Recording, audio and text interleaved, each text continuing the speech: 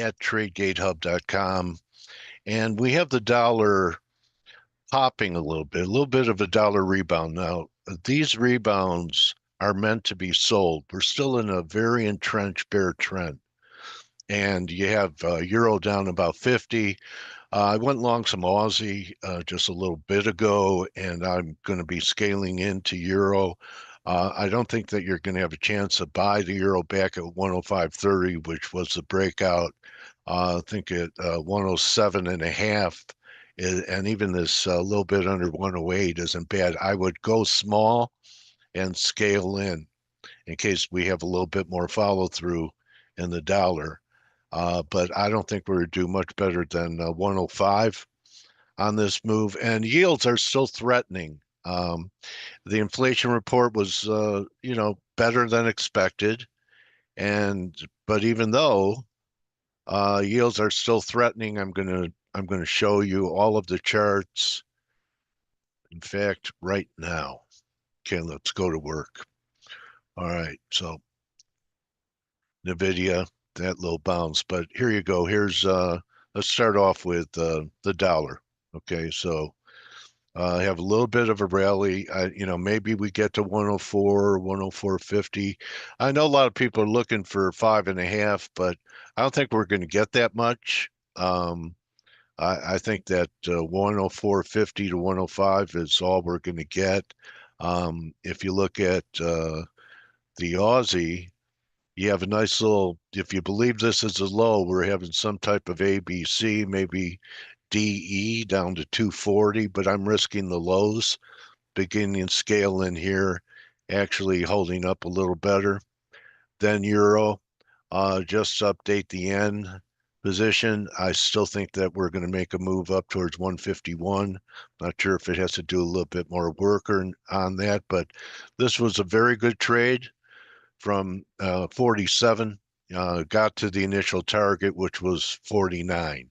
So now we're in a pullback, putting in some type of B wave or two if you're bullish. That should be followed by a C that could take us to the wedge line. So I anchored the wedge right here, which coincidentally is where the moving average is going to come in. And the rule for wedges, and maybe you can't tell it's a wedge because I never drew the bottom line, but I'll draw it for you now so you can see is what we had was a falling wedge.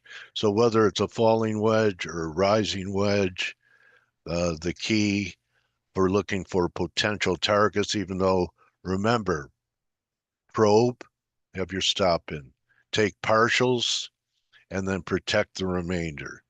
So there's your falling wedge. And the rule on wedges is that they could retrace not 50, not 61.8, but 100%. So this target kind of lines up right here. Looking at gold and silver, gold's about to make new highs. Silver was a very good entry from 31.80. I'm still looking for higher levels. I think it has room to run to take out this high. I'll reiterate it again. I'm looking for a 3 drive on the weekly in silver, which is going to take out this high at what's the high there? 34.80. So I'm maybe a buck above this high or so. Looks good. We're getting a little bit of a pullback in the gold silver ratio. There's the weekly, but no major reversals. Pretty good decline.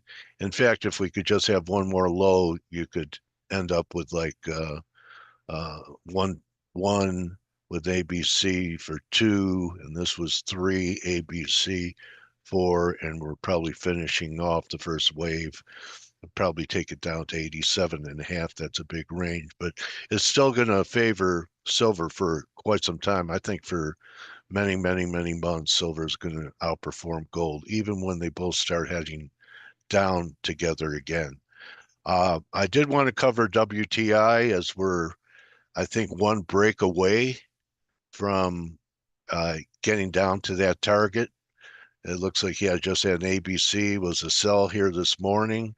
You just take the range of 68 to 65 and you subtract $3 from 65, and that's going to set up the 62 level, which is the weekly level I've been waiting for quite some time. I was thinking about how I was going to participate in it, and I'm thinking maybe options on USO, which really doesn't reflect the price. Look how well it's been holding. Maybe we need, let's see where it is after 62. Some of the other oils look a little weaker, but I was thinking perhaps some type of um, call.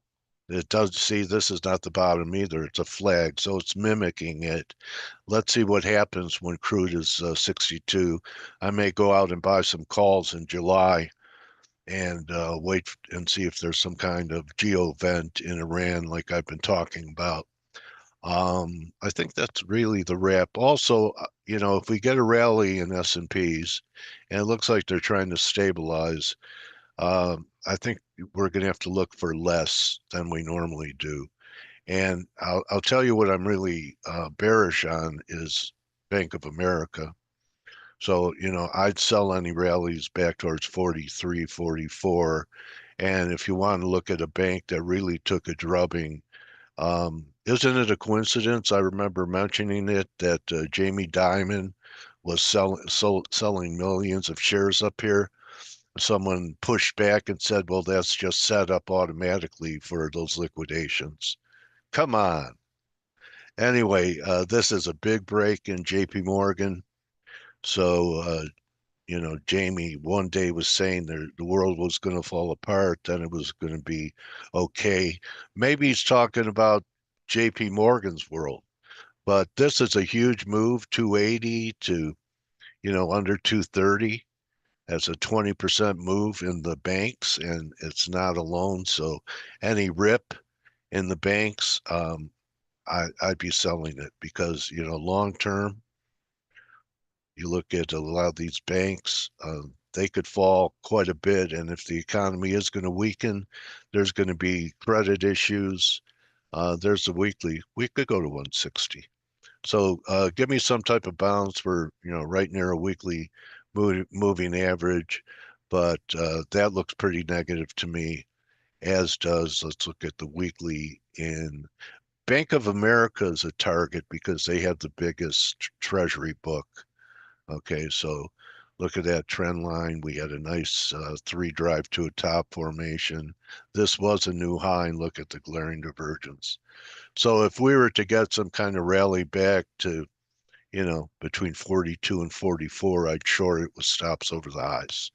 So that's what I'm looking for. Let's see what happens with the long bond. I'm thinking if the market could put together some kind of rally, which it isn't doing yet, that TLT, look, even with these soft numbers, it's looking lousy. Lousy week. And I talked to you guys about it at the top because of divergence at 93 on the 4 hour. And look at this. It's still ugly. My target was 89, 88 initial target. So the trade successful because I was talking about it here. And maybe you book something, but you can't rule out if we start getting through 88 that we could go and have a full-blown retest of the lows. I know a lot of cycle guys were looking for March lows. So if we get through this level, 88, that's going to open the door. 88, 5 gives you 83. And then here you go, just for a little, potential evidence to back up that a new low could be made. Look at that reading at the low, 27.92 under 30, no divergence. So keep an open mind. It'll keep your account open. If you didn't have a chance to see it, go check out Margot's interview yesterday. And the only new trade that I posted today was long Aussie. So see you in the room. I hope this stuff is helping you. Been doing this for a while. You probably have learned things about RSI and three drives and how I look at the markets, and perhaps you're able to integrate that into your own style. So remember, Don't just count your pips, count your blessings, and see everyone in the room. Bring your best chart work there. And don't be afraid to ask questions.